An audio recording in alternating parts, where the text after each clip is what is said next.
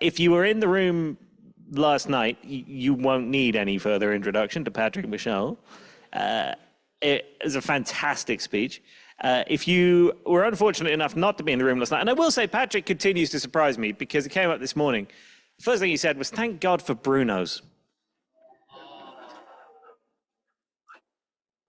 What is that noise? What does that audience reaction mean? Wow. Well, we can unpack that later. So Patrick forgot to eat, but mercifully Bruno's was still open at whatever hour of night. So good job, Bruno's, which kept Patrick well fed and ready to go this morning. Patrick is the retired chief of the Kanaga Bar Indian Band, currently the rebuild director of Lytton First Nation. I think everyone in this room knows what happened to Lytton. And the purpose of this morning is just to kind of provide a bit of window into the last couple of days from the point of view of someone who has a deep understanding of the issues that everyone is facing here, but can also look at it from a slightly different perspective maybe to some people in the room. And so I'll hand over to Patrick just to talk a little bit about that. Patrick, all yours. Sorry, I'll grab one. Right, you take that. Okay. Akwent lo, cook stay bath, cook be. When I speak into the camera very briefly like that, what I'm saying is that the indigenous population of British Columbia survived contact and colonization. One of the first things I observed yesterday is that the language of the Northwest Territories people is still alive too, in writing, and has been spoken. And when I think about that ability to survive, whatever is thrown at you, you can survive. What contact and colonization introduced to us, though, is that we need to survive on our own. No. So my first reflection is, how do we do things together? Well, we did it together for 10,000 years, so why not now? Oh, because somebody mentioned there's this imaginary line when you outstep of your jurisdiction. We're all in this together. Don't draw those imaginary lines on a piece of paper. The wildfire services isn't structural protection, and structural protection isn't wildfire services, and never shall that line be crossed. Then I heard about all these people meeting up with Jordan and Adidas, taking CrossFit training. Turns out that's not what cross training is. Turns out the Northwest Territories realizes that these hard lines are your barrier to protecting your families and your communities. And maybe we should put the wildfire fighters and the structural protection in the same room at the same time, lock the doors until they figure it out. I'm just saying that's, sometimes you have to do that when you're doing community engagement. You attract them with Chinese food buffet and then you lock the doors, and when they finally come up to some sort of ad item, then you can let them out. Because community engagement really works, right? Yesterday I heard somebody say, I wasn't at the shit show meeting. Oh, was that 3 minutes before I dropped the 4-letter word? Sitting here, listening, watching, feeling. One of my points I made last night is this room gets it. Sure, you had, and I took poke fun at ECC and MACA and a few other people last night, right? The deputy mayor showed up, blew out, had a heartfelt moment because he experienced, but he never came back. Not picking on him, I get it, life's busy. Right? Who knows what's next? The fire hydrant, maybe the generator that you guys have here in Yellowknife is failing. How do we keep climate change, resiliency, planning, and preparedness at the top of the list? So last night, I used the expression the ICP. Anybody remember what that meant? The insane clown president. He's dominating the news on the politics. You got to vote for somebody. You're going to vote for somebody who believes in climate change, or you're just saying, vote for me, I know how to take on the ICP. All of a sudden, everything that you've been aware of now for the last 30 years has dropped to the bottom of the priority. You have the right on, oh, I almost forgot the month, April 28th. Who are you going to vote for? I don't care. What I care is that you do vote. So that's another plug. We live in this great country, which I call Canada, which is controversial because I wear it on my thing, British Columbia. And now, if I had a pin for the Northwest Territories, I wear it. It took me 36 hours to realize that this new pin, my home away from home, is a yellow knife. I finally put it up. It actually says right on there. When I had a chance to come to the North, I didn't know what I was going to see. But I saw brothers and sisters in a shared journey. You need to look across in your table. You're probably sitting with your community or whatever it is. I mean, it's really hard for us to interact. But the people, that is your greatest resource, is these people. So last night I introduced Larry Moe and Curly, but I didn't really introduce Larry Moe and Curly. I introduced an incredible resource, which is your Northwest Territories Association of Communities. If you have a question, right, you have 3 individuals who will take your call. You might not, and so they might help you find that solution. They might be able to find those resources. So let's talk about these resources. I heard about them over the last 2 days. People, time, technology, information, and money. Do you remember the opening guy? Money. And did I say money? And by the way, I need your money. The problem is there's 33 communities competing for the same funding pool. Funders really like it when you pool your applications. Just saying, they get bang for buck. Hi, I'm a Hamlet and I've got 70 people. Can you give me $500,000? Probably not. But I'm in partnership with a couple of other communities. So now the funder's looking at this. So money becomes a critical issue. Money's irrelevant, though, if you don't have the human resources. People. What do people look like? Well, they're right here. You're the boots on the ground. Now, still haven't quite figured out what an SAO is, but are there any SAOs in the room? 1, 2. Don't out me, he says. Apparently, these are the people who may be controlling the envelopes, right? You can sit there and certainly talk to the Northwest Territories. You can talk to the ECCs and the MACAs, but you need to talk to your SAOs. You need to prioritize preparedness. So Mikey says, a plan or no plan is a plan to fail. So your SAO says, what do you want? I said, I need some sprinklers. Why? How much is that going to cost? Do we have the human resources? So it's capital cost versus sustainability and operations and stuff like this. Well, do you have the money? Yeah. But do you have the people to install it? Do you have the people to operate it? So the most important thing about people is understand the resources that you have. And when I get into the second point of information, I have a saying, information is power, give it away for free. What's working for your community? What's not? This is what you're doing here in this workshop. This is not a conference, this is a workshop. We tried that, it didn't work. But when I look at this document and what was just mentioned, each community's preparedness will look different depending on its risks, resources, and experience. That's a really important tagline. You're not preparing for risks that Yellowknife is facing. You're preparing for what the risks your community is facing. So what is it? So you have something called a Community Wildfire Protection Plan. The CWPP, probably paid for by the UBCM, and I'm just, acronyms are terrible. Just so you know. One of the problems with information is information overload. So how do we make sure that everybody has the same base level understanding? Let's use an example. Climate change. Anthropogenic or natural? First of all, what's anthropogenic and who gives a shit? The world's air, land, and water is heating up at an unprecedented rate. I don't see it going down anytime soon. So whatever your risk is, it's growing. You need to make the investments now because it's not going to get better, it's going to get worse. So I heard people sharing about water insecurity. I live on a cabin on a lake. The problem is the lake disappeared 2 years ago.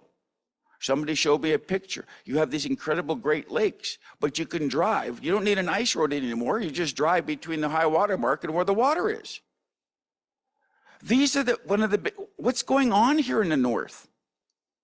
The Creator just gifted you with a skiff of snow. That's not going to last very long. So what's your water plan?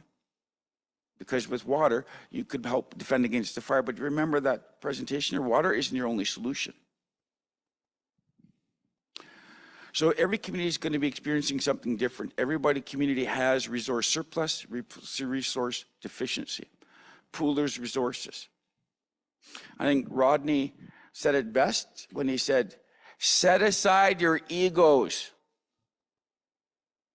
You're here for one purpose. What can we do to protect our families? What can we do together to protect our communities? Because if you're safe, I can then respond to another community's issue. Been a long time since I traveled. It's pretty funny. Sitting over the wing, going, oh boy, I'm going to fly over the Northwest Territories. I get to see this wing where he says, don't step here. But it's okay, I crane my head. Then the guy comes on and he says, you remember this? You guys fly? You got an airport here. Then he does this.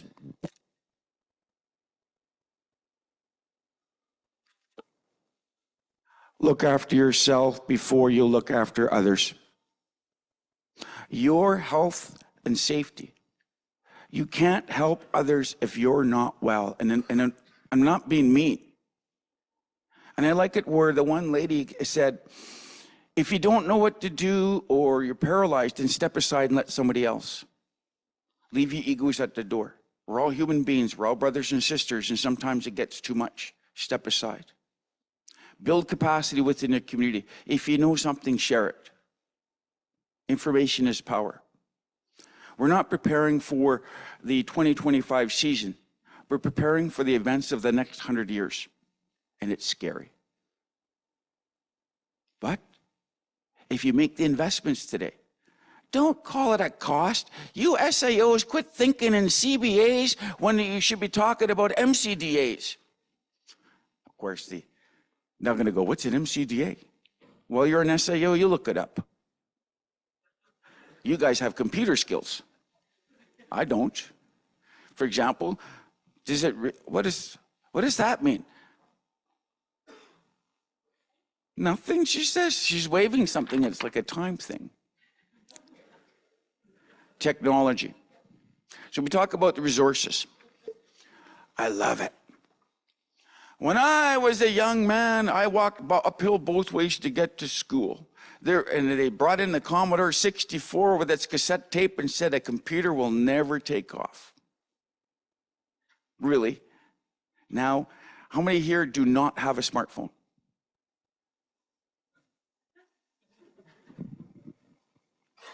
Shit, I got two. My iPhone 4 and my iPhone 16. Still works. So we have found out the computer is a great tool. Remember information overload? Go on a computer. But then you look at the maps. So they've now mapped the fire history. Look at those fire maps. If you don't know how to access it, it's online. Show it. Because every one of your communities learn differently. Whether it's sights, sounds, touch. But an image conveys 1,000 words. And what you can find is the fire polygons are changing. They're growing. When you start looking. So when the tree guy came up here and he started showing these patterns, you remember, he was so proud of his purple polygons. I loved it. No, it wasn't poly. It was purple rectangles or pink rectangles. It was really cool. I'm going, yeah, how do you explain that image without you? Fire patterns are changing, and it's not for the better. So why do we need to invest in fire preparedness? It's like, let's go to a workshop on wildfire preparedness. The first of its kind in the Northwest Territories. I don't know if that's true. I mean, there's other things. Mikey's reintroducing Fire Smart. Check. If you have a holdover fire, you can find it by smoke, but you could also potentially have a drone, get thermal imagery. So at the end of the day, why wouldn't you sit there and get your SAO, can you buy me a drone with thermal imagery? Oh, what about the cost? Yeah, but if I can get these holdover fires out, they won't flare up this summer. We can deal with the other stuff, but at least we know. So I don't know. I've heard somebody say that he lives 100 yards from a smoke hole. It was yesterday. That's a whole, it's still frozen out there. So your ground is smoking? Wow. During my presentation, I said mapping really works. So I grabbed this off a table. Okay? You can't do it all and you can't do it all at once. So tackle an area. Prioritize an area for fire hazard reduction. Right? Remove the fuel. Whether it's watershed, prescribed burning, cultural burnings, whether it is cleaning up your area, remove the fuel. Number one thing, remove the fuel. We can't control the heat, we can't control the oxygen, but we can control the fuel. Yes, it's a four-letter word, W-O-R-K. And you can't do it all when you pool resources. I call it synergy. 1 + 1 = 3. When two people work together, they do the work of three. When one person does the work alone, it gets exhausting. And then there's, of course, the SAOs will introduce you to this concept called diminishing returns. When 5 people try to use one rake, you don't get a lot of productivity. So SAOs, be prepared to invest in more rakes. By the way, you put your hand up, so I'm going to always be making a SAO. I need a rake. I need a drone. I need Esri. Right? I need a computer that actually works. That's not a Commodore 64. Guess what? Some people may have surplus computers. Do you know what I saw as a gap in this room? In my region, we have a regional Fire Smart Committee meeting. We've had it, and it only came into existence as a result of a catastrophe. But the corporations are also in the room. Right? They have resources, but they also have the same concern. So where are your mines? Where's your oil and gas industry? If that's such a thing. You know, who defends their property? Who defends their infrastructure? The wildfire services guys or the volunteer fire departments? Maybe they have their own. So how do we bring those people into the room? Because one thing oil and gas and mines have is technology. So if you don't have the technology, maybe they can give you something of yours.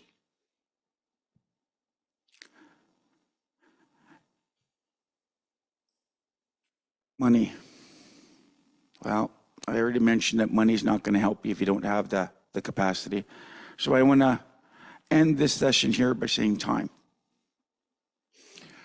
We've known since 1992 about climate change. And what we did up to 1992, we did in ignorance about climate change. What we've done was quadrupled our impacts on the land and resources since. So when I tell you that, it's an existential crisis. Maybe you're not going to worry about climate migration from Africa to Europe. Maybe you're not going to be too worried about climate migration from Central America to USA. But you do need to be worried here in the Northwest Territories about evacuation and displacement. Evacuation is where you leave your home and your hometown because there's a wildfire. Sometimes there is the smoke hazard. But an evacuee gets to go back to their home and hometown. But a displaced person does not, because they've lost their home and their hometown. So then, as part of the Lytton story, if you don't want to be in recovery and rebuild, then make those investments. You have time, just not a lot of time. And as we shift into the 2025 wild season, it's pretty hard to invest in preparedness when you're in full-blown response mode. So I encourage all of you to double down and quadruple down on your wildfire preparedness. The number one secret is after you leave this room, go out and do. And when you do, share your success stories. Put your maps up. Use Facebook in a good way, right? Get people out with Chinese buffet and 50-pound sacks of rice as a door prize. Steal as many of these yellow pens as you can. You can't lose them. I have like 21 in my briefcase. Everybody steals my black ones, or I just can't find them. It's like my notebook. I lost my notebook somewhere in my iPhone charger. So I've only got 2 hours left of conversation. And I saw last night, by the way, over the Explorer, if you can have it over the Explorer next time, it's closer to the Pokestop. Anybody? Anybody? My old phone is where I play Pokemon Go on. My new phone is for business. So I'm going to stop there, other than saying is that, as witness, I saw people gathered for a common cause. 33 communities of the Northwest Territories, the vastness becomes a challenge. But you're all facing the same risk. You all have the same resources, deficiency and surplus. But what I want you to leave here today is remember you're not alone. Look after yourself. It's tough. Take a break if you need to, right? Your community is going to be okay if you take 4 days to go to the Northwest Territories, right? They canceled 3 meetings without me. I'm going, why? I built capacity. You don't need to be in the room if you've trained your staff, if you build capacity. Life can go on. The number one challenge for SAOs and you is that everything you need to know, you need to hand on. Because you remember, this isn't just for 2025. You need to build capacity for the next 100 years. You need to be sustainable and you need to be resilient, because it's not a question of if, it's when. And I hope that for all of you, that you're evacuees and not displaced. So I'll turn it back over to Ollie, who, by the way, like, click, and subscribe, because I know I will. Thank you very much to Patrick. Huge hand for Patrick. Michelle, please.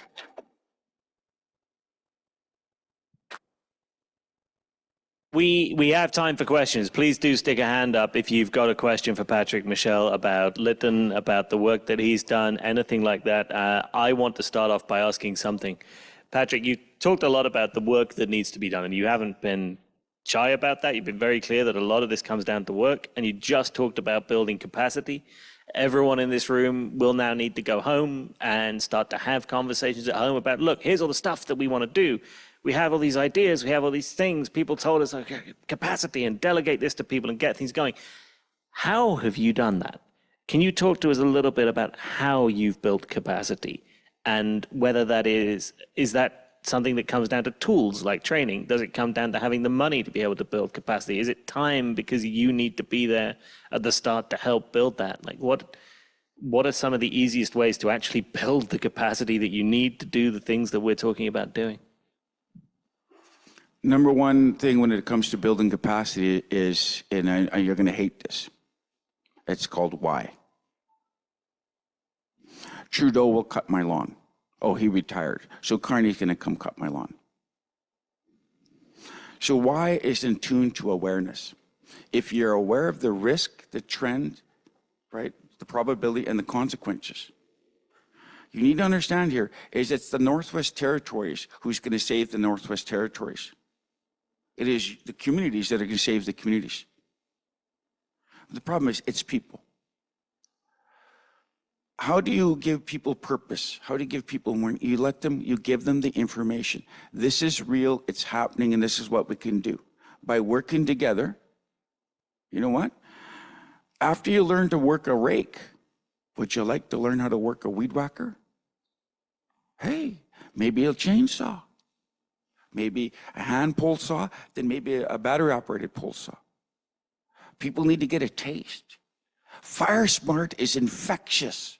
Oh my God, I know my wife says, after you do the hard work, you can go out and burn shit. Oh. And then people say, there goes Patrick, he's a running fool. You need to lead. People watch me, they're saying, what's Patrick doing? Oh, he's taking the weeds out so the fire doesn't get to his house. Well, how come he's not doing my house? Oh, well, I've got 5 rakes, but there's only one of me. Want to borrow one of my rakes? So one of the pictures I showed is the family next door to me saying, what are you doing? I'm pulling the weeds up. Well, we don't have any tools. I've got tools. So these kids came up, and once they learned what I was doing and why, they cleaned the neighbor's property. They didn't have the tools. The neighbor liked it so much, she went out and bought a lawnmower, so we never have to pull the weeds anymore. She now sits there and cuts her weeds all by herself. It starts building. Building, building, building. Yes, you need to take your S100 and S185s and your, I can't remember, Rodney, what was that course, S115? Right? So these courses are there. But in order to introduce people to how to build capacity through academics, nothing beats on-the-ground boots learning, and you need to lead. So you need to go out there and need to practice Fire Smart. You need to be saying climate change is real. These are the priorities, these are the projects. We can't do it all, but together we can at least tackle some of them and just keep building on it. Yeah, a lot of people like to get paid. And it goes back to that resource. Our greatest challenge in Lytton is that despite the fact that we've had multiple catastrophes, people are still sitting on their ass, waiting for somebody to save them. So the challenge is you've got apathy, you've got indifference, maybe there is balancing enablement with empowerment. But at the end of the day, I know that our governments are now looking at passing bylaws that if you don't do Fire Smart, you will be evicted. Because the work that's been going on now, your work is as strong as your weakest link. And if you've got a priority area that family or that government or that whoever won't retreat, can you get rid of them? Can you do it? But there's some people who just don't have the capacity. So I think here that, Ollie, to build capacity, you need to reinforce the why, and you need to show low-hanging fruit steps. And I really do believe it becomes infectious. I know now that the kids that I did 2 years ago, they now have a job with my home community where they do it every day of the week. And this summer, there's another 8 more people being hired. And we will target the common areas because there's too much. There's too much to do. So we found the resources. And I don't remember where we got the funding from, but we convinced somebody they needed to pay a bunch of people who wander around the reserve with a weed whacker. So I'll leave it there, Ollie. You talked a little bit about this here, the situation in Lytton itself, and I want to ask you a bit more about that. You drew a contrast last night between the village of Lytton and Lytton First Nation in terms of what has been achieved in the past few years and approaches and inclination and motivation almost, or that's how it seemed to me. Can you tell us what's that dynamic like right now? Because we're talking about cooperation. We're talking about everybody working together. Clearly, there are always complexities to that. What is the dynamic between Lytton First Nation, Lytton? I think Kanaka Bar Indian Band isn't far off. Like, how does everyone work with each other right now there? Pink, puffy rainbows and unicorns and kumbaya. Not. Often you find that a catastrophe will bring you together, and before the fire, there was massive silos in our region.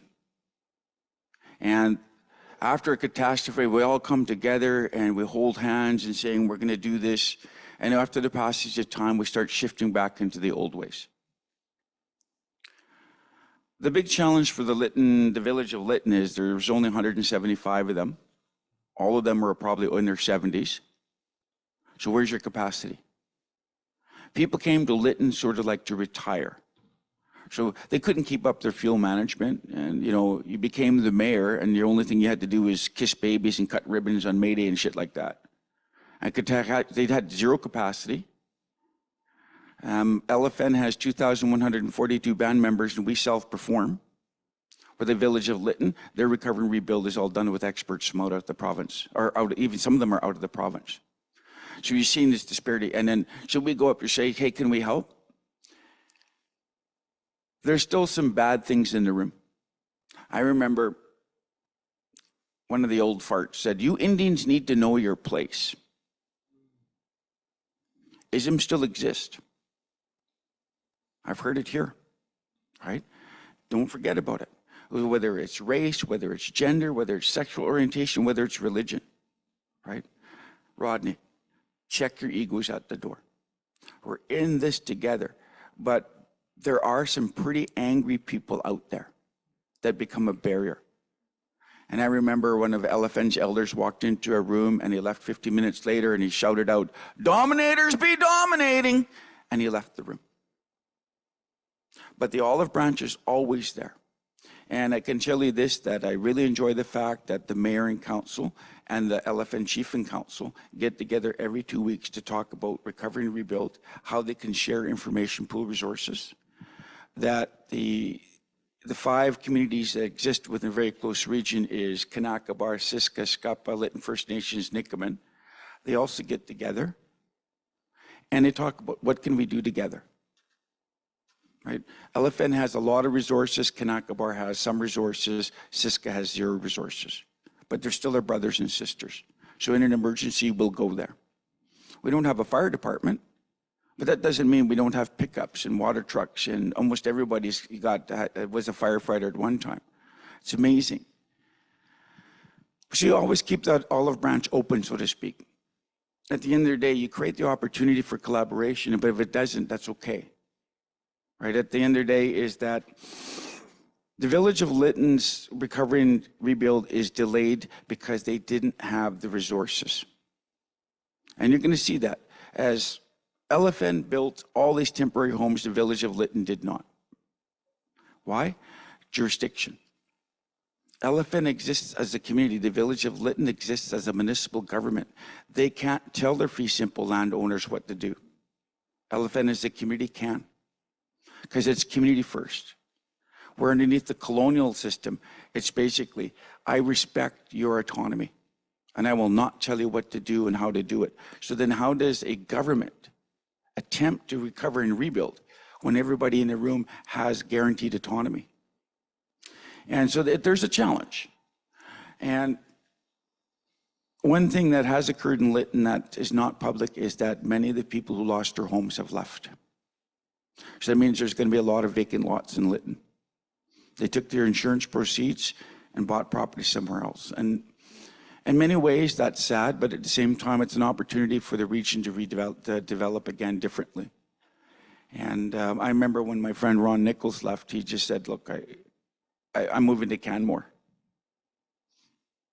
I'm not too sure where that is, but it's not Lytton. Canmore? So it's like, who moves to Canmore, Alberta from Lytton? Does anybody of you want to move back to Lytton? His property's up for 48K, shovel ready. Call me. So if you were the rebuild director for the village of Lytton, what would you do that they're not doing? How would you fix that community where a bunch of people are left and you haven't got any work power because everybody's super old? There will be communities in the Northwest Territories that don't have much of a young workforce available to them. Yeah. What would you do? That's a really tricky question because it's round and a hypothetical. So I remember by age 13, I was given the acronym JCP. Anybody? Does anybody know what the acronym JC is? Come on. Yeah, so as a child, I was known as Jesus Christ Patrick. Put a fucking lid on it. Let's do something. Let's do something. Let's do something. Oh my God, what do I have to do to shut you up? Oh, okay, just give me something. Passion.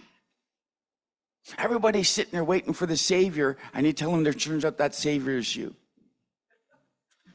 Well, I don't have the tools. I've got a bunch of rakes. Right? I'll help you. I'll work side by side alongside of you. But I won't do your work. People need to have a logical flow and step. And you need to have that passion. And I saw that passion in this room. All of you have the same passion. And that becomes infections. So that the village of Lytton and its resource deficiencies and its jurisdictional issues and stuff like that can be overcome. The mayor is a friend of mine, known her all of her life, so is all the council and stuff like this. They're doing really good, but they are constrained. And I think at the end of the day here, it's like when I ask you to lead, Councillor Michelle has got her house rebuilt. Councillor Thoss has her house rebuilt. Mayor O'Connor has her house rebuilt. Her constituents have not. Now, I can't fully understand that. It's not that they used the mayoral position. They just understood. And I think the number one thing is you have a strong community liaison. When you do community engagement, as an example, don't put your notice on Facebook. You can have the glowing sign. The number one way to reach out to the village of Lytton people is to knock on their door and go have tea. When you remember that we're all brothers and sisters, bring back the humanity. What's going on? Is there anything I can do to help? It's amazing how mental health can be a barrier to advancement, but if you give people an opportunity to share. And then let's come up with a couple of quick solutions and let's make that happen. And so if I was the rebuild director, and I did apply, I can't remember the letter says, we know you're a force, but we don't know how to use you. How about just hire me and get the hell out of my way? That's probably why they didn't hire me, because I wasn't going to listen to them anyway.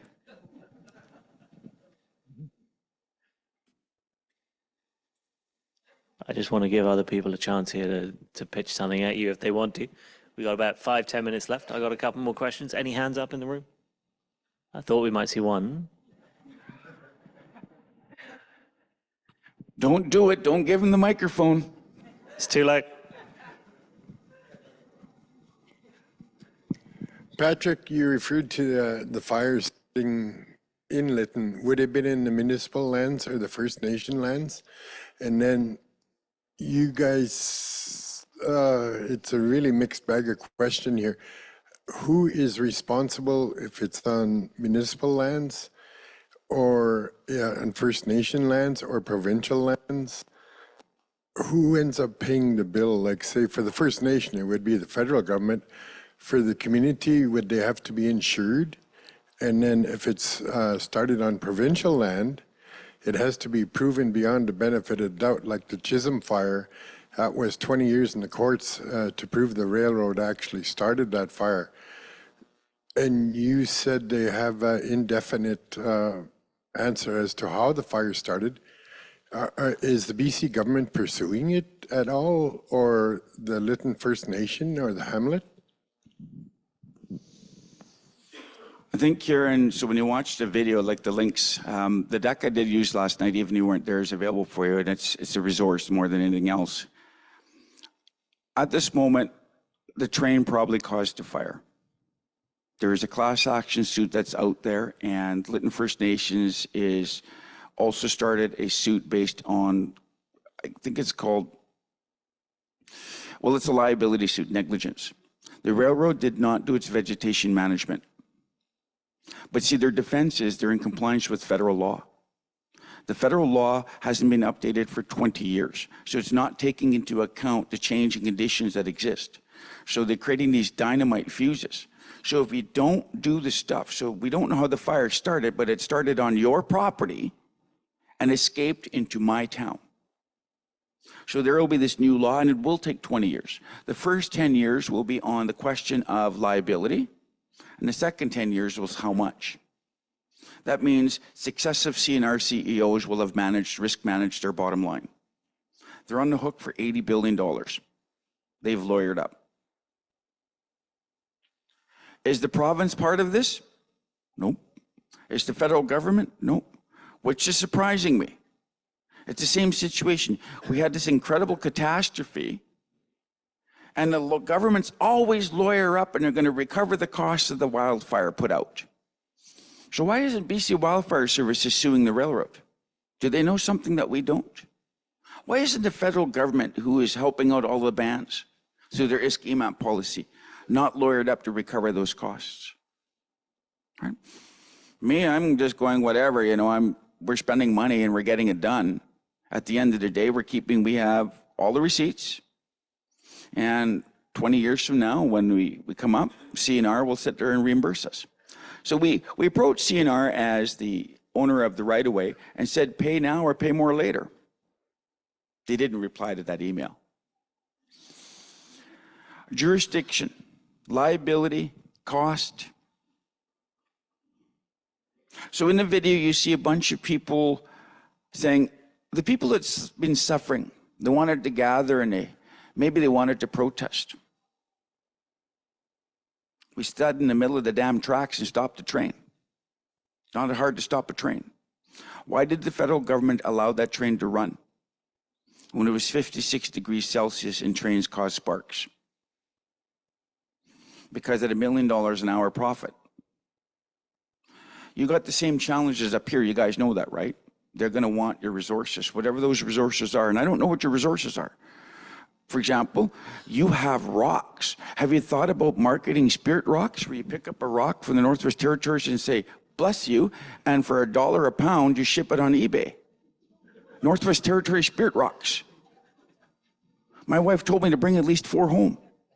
So I'm going to go over here before the Explorer Hotel and put some rocks in a suitcase. Oops, I digress. I'm known for that.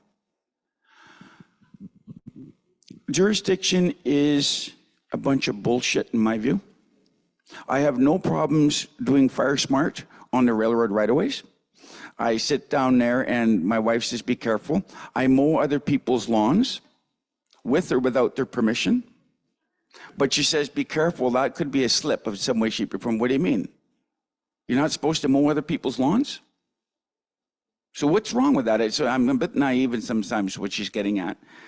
I don't have a problem going out and doing it because, one, I'm very cautious. There's going to be no risk. The other day I was cutting trees on CPRs right away. Guy comes up, what are you doing? I said, oh yeah, I got permission to cut these trees. Oh, okay. So I'm sitting going, hey, Patrick, what do you want to do today, Patrick? I don't know, let's ask Patrick. So me, myself, and I got together and says, we should go cut some trees down on somebody's property. Yeah. And they're all standing around watching me. You must have given permission. I don't know, maybe you give them permission. I'm just saying it's just funnier than shit. You just be a leader. Go out and do shit. I'm a broke-ass Indian if the fire escapes. What are you going to do, sue me and seize my home? I'm just saying is I'm not immune. But if you're going to do these things that would need to be done, be careful, right? You don't want a fire that's going to escape. And so keep it small, keep it simple, and it should work out for you. And I truly believe that by leading by example, it will become infectious. I think the spirit rock trick has actually been tried several times in Yellowknife alone. I want to ask one more question and shove a hand up if you want to throw one in here. The one I wanted to ask is, when you started this work and when the fire happened and then you did get the job rebuilt for Lytton First Nation, who did you look to? Were there examples of places that had done it well that you drew from for inspiration, and who helped you the most to come up with how you were going to do this? That's interesting because what happened in Lytton was unprecedented but not unexpected. This is the logical consequences of a rapidly drying earth. So we can look, and again, there was a young lady up here, she spoke about looking at territorial-wide experiences, looking at national experiences and international experiences. We didn't know where to start. We really didn't. You know, despite all the catastrophes that exist in the world, there's no handbook what to do in an emergency. You know, we can have all this emergency plans. So I'd like to see more of this stuff here. So I knew about Fort McMurray from 2016, but I didn't have, you know, the logical next steps. So we have the ICS incident where, you know, you get a bunch of people invest saying, oh, look, I'm the director, and I order coffee. I took that training once. Boy, I can tell you, anybody who takes that training where EOC and the stuff, that's stressful work. So there was nothing that I could draw on in terms of my experience or our region's experience. And that was one of the barriers. But some good people showed up. Did anybody go to the Lytton complex? One. There's 3 of you that were in Lytton. Maybe not all of you here today. Good people exist. And if your home is safe, you can come help. The response that we got from British Columbia in the Lytton fire is that we only had 4 minutes. That was our response time, 4 minutes. The fire started on the edge of town, was in the town in 4 minutes. Jasper had 42 hours. And still, because you had 42 hours, you could save a significant amount of structures. Lytton didn't have a chance. Overwhelming became the issue. So I look at my deck, I talk about, why didn't Lahaina right? How did that burn? Why didn't they know how to prepare? How did LA burn for the 6th time? Are we not learning from past experience? So I'm hoping that the Lytton Recovery and Success rebuild, and the reason why, for example, everybody know why it's taken so long? There's 2 main reasons. And it's not capacity, it's not resources.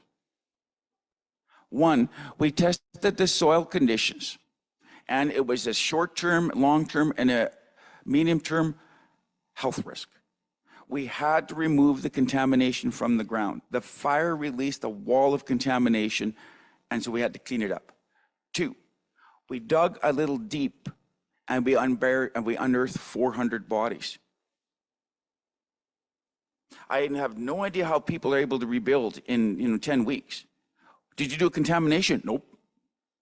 What about Pet Cemetery, Stephen King? Oh no, we just made sure we didn't go below the foundation line, Jesus Christ. We don't want to know what's under the ground. Goddamn archaeology will piss me off. LFN had an opportunity to do it right. The village of Lytton is bitching, whining, complaining about having to do contamination remediation and have an archaeologist on site to recover the artifacts. So you see that distinction that exists. I don't think that the Lytton story is never very helpful, because remember, where's that paper? Depending on your risk, resources, and experience, your recovery and rebuild will also be dependent on that. But if you can avoid the catastrophe, then your recovery won't be as long, and it won't be as expensive. Now, there is a man named Don Iverson. Anybody? Yeah. Who's he? Oh, no. So maybe it's Dan, I know. So he's the former mayor from Edmonton. Okay? He now works for a group called the Cooperatives, and he says that for every dollar you spend in prevention, you save $80 in response. At $1 million. At $1 billion. How much is the Northwest Territories investing in prevention? How much are you going to spend in response? So I'm hoping that we change that conversation, is that, look, I'd rather sit down here and be in recovery than rebuild. Jasper, I don't know how long that's going to take. My wife was there 2 weeks beforehand. But we've got the great resources. Rodney was there. Other people were there. That's federal parks. Where's that guy who says, I celebrated my 20th year at federal parks and left them? Come on, put your hand. There he is. Why would you leave federal parks? Good gosh. God, you have moose and elk and trees that burn. Anyway, just teasing. We know that more and more communities will be experiencing this, and I'm hoping that everybody will come together and create these incredible things. But first and foremost, never forget that we're brothers and sisters, and that if something's working for you, get that information up. Information is power, put it on the website. And, we'll find a way where, again, if I need a donation, for example, 3 days after the fire, a semi-truck load of bananas showed up at Kanaka Bar. What part of evacuation didn't you understand? It's 46 degrees Celsius and you gave me 10 skids of bananas. So one of the things we learned is somebody needs to be responsible for the overwhelming amount of benevolence. Starbucks sent almost a shipping container full of out-of-date food. Thank you, Starbucks. Valley Village sent us 3 semi-loads of winter clothes. On the bag, it says Valley Village Rejects. When we need something, that's one of the learnings is, please have warehouses of resources out there, and we'll call you when you need something. Please don't dump your garbage in my hometown. The people weren't there. The couches, 27 couches sat out in the weather for 2 years and just became a fire hazard. Mikey told us that if your couch offends thee, you need to burn it. Mikey goes, I didn't say that. The point is, we got all this donations that showed up, unsolicited donations. So there's a change that we need to learn here. People need something, but we need to manage that benevolence. And I don't know how to do that yet, whether it's United Way, whether it's Canadian Red Cross, but it's something that your communities have to be ready for, is the outflowing, the outpouring of support. You need to have it timed right. And one of the things that blew me away, though, is that One thing Lytton didn't have was water. And it really, really pissed me off that, we're bringing in water from other communities because our water plan was, we had a chlorination plant that was powered by electricity, but the electricity was out for 95 days. So we were without potable water for 95 days. And to have to bring in potable water from other communities really got under my skin, because I can still drink untreated water, but nobody else can. I didn't know that my water was bad. I drank it for 50 years and never got the shits once. But apparently anybody else drinks my water, they may get the trots. Anyway, that's probably not the best way to end it. I mean, you get one more? You had Bruno's last night and you're still kicking, so you're good. Listen, I think one way to avoid the unnecessary benevolence or the benevolence problem is to make sure the place doesn't burn down in the first place. We're going to work on a whole bunch of prevention. We got the rest of the day to go through topics. We're going to go through regions. Please give a huge hand one more time. Patrick Michel. Thank you, Patrick.